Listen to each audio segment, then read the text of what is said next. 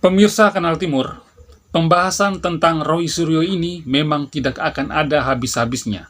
Penistaan terhadap stupa Candi Borobudur dan ujaran kebencian yang dilakukan oleh Roy Suryo memang sangat tidak bisa ditolerir, karena dampaknya bisa berakibat fatal kalau Roy tidak segera diproses hukum. Tujuan kita bersuara ini semata-mata ingin supaya bangsa yang majemuk dan berbineka ini agar selalu tetap rukun, aman, damai, dan saling menghargai dan menghormati dalam setiap perbedaan. Kita boleh berbeda agama, kita boleh berbeda suku, kita boleh berbeda etnik, dan boleh berbeda bahasa daerah. Tapi kita tetap satu, yaitu Indonesia.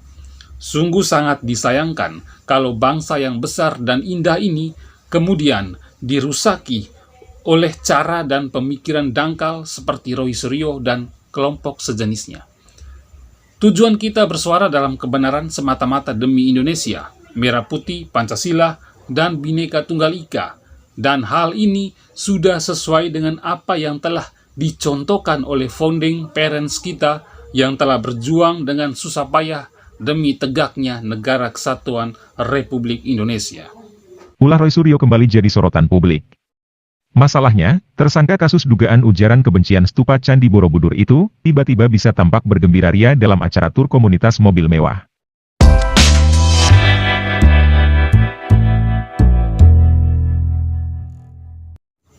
Roy Suryo itu mantan menteri yang memang benar-benar licik dan tidak beradab, serta tidak tahu malu, dan juga tidak tahu berterima kasih. Sudah diberikan kemudahan untuk tidak ditahan oleh pihak penyidik kepolisian atas dugaan penistaan terhadap simbol agama Buddha dan ujaran berbau sara itu, malah dia keasikan tertawa terbahak-behek dalam sebuah kegiatan tour komunitas mobil mewah.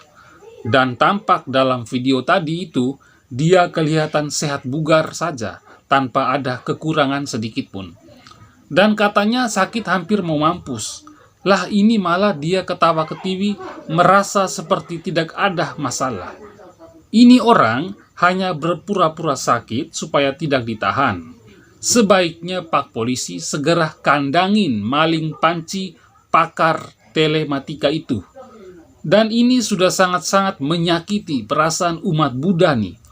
Sudah diberikan kemudahan, bukannya insaf, tapi si panci itu merasa seperti tidak ada masalah. Pemeriksaan pertama dirinya di Polda Metro Jaya hampir 12 jam. Keluar dengan sempoyongan, dibopong, lalu pakai kursi roda.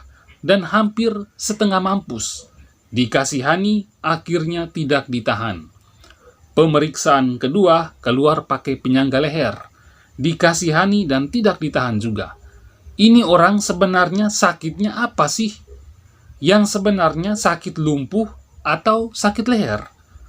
Roy ini jangan-jangan nanti kalau diperiksa yang ketiga kalinya lagi oleh pihak penyidik kepolisian, pasti ini orang tidak ditahan juga karena sakit lagi.